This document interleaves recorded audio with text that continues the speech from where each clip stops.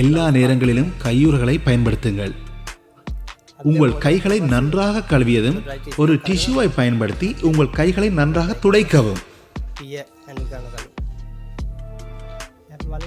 முதலில் ஒரு மேசையில் வெட்டுதல் பலகை அதாவது சாப்பிங் போர்டை எவ்வாறு சரியாக வைப்பது என்பதை பார்ப்போம்.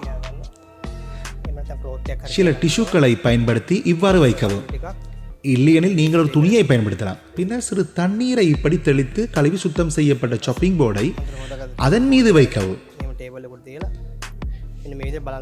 இந்த பலகை இப்போது அசையாமல் இருப்பதை நீங்கள் பார்க்க முடியும். கத்தியை எவ்வாறு சரியாக கையாள்வது என்பதை இப்போது பார்ப்போம். நீங்கள் 4 விரல்களை இங்கே இவ்வாறு வைக்க வேண்டும். உங்கள் கட்டை விரல் இந்த மாதிரி வைக்கவும். இந்த 3 விரல்களையும் இவ்வாறு வளைத்து கத்தியை எளிதாக கையாள நன்றாக அதனை பிடித்துக் கொள்ளுங்கள். நீங்கள் இந்த விரல்களை அழுத்தும் போது கட்டை விரல் இவ்வாறு வையுங்கள். மற்ற விரல்களை இப்படி வைக்கவும்.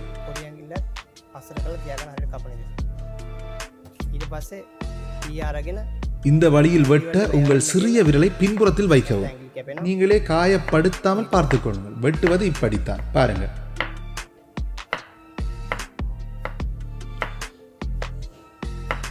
நீங்கள் சமையலறை சுற்றி நடக்கும்போது கத்தியை இந்த மாதிரி வைத்துக் கொண்டு செல்லுங்கள்.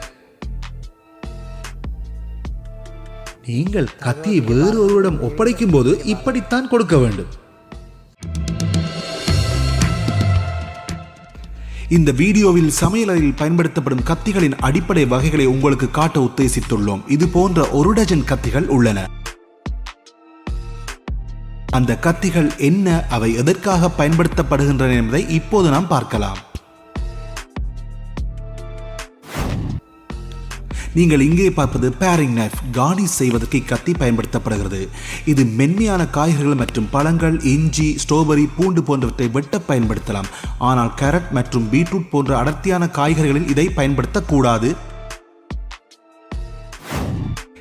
Utility knife. இதனை பல தேவைகளுக்கு பயன்படுத்தலாம். இது பழங்களை வெட்டுவதற்கும் மென்மையான சதைகளை வெட்டுவதற்கும் சாண்ட்விச்கள் தயாரிப்பதற்கும் பயன்படுத்தப்படலாம். Steak knife. ஸ்டீக் அல்லது சிக்கன் போன்றவற்றை வெட்ட இக்கத்தி பயன்படுத்தப்படுகிறது.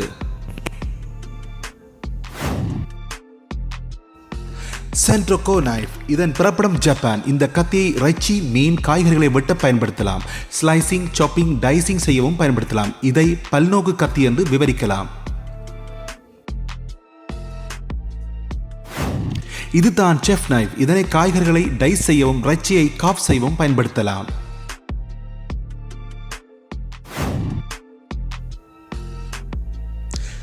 Bread knife. அதிக அழுத்தம் இல்லாமல் எதையாவது வெட்டுவதற்கு இது பயன்படுத்தப்படலாம். உதாரணமாக ரொட்டி துண்டுகள், மென்மையான பழங்கள், காய்கறிகள் போன்றவற்றை வெட்ட பயன்படுத்தலாம்.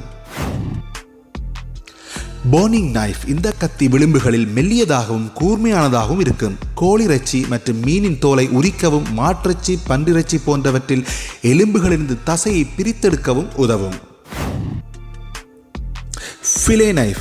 இந்த கத்தி ஃபிலேட்டிங் செய்ய பயன்படுத்தப்படுகிறது. இதன் மூலம் மீன் மற்றும் இறைச்சியில் ஃபிலேட் செய்யலாம். Carving knife. வான்கோழி, ஹம், பன்றிறைச்சி அல்லது மாட்டிறைச்சி ஆகியவற்றை காவிங் செய்யும் போது இக்கத்தி பயனுள்ளதாக இருக்கும். Slicing knife. இதை சமைத்த இறைச்சி, மீன் போன்றவற்றை வெட்ட பயன்படுகிறது. Clever knife. இது ஓரளவு பெரியது. இது பெரும்பாலும் இறைச்சியை வெட்ட பயன்படுத்தப்படுகிறது.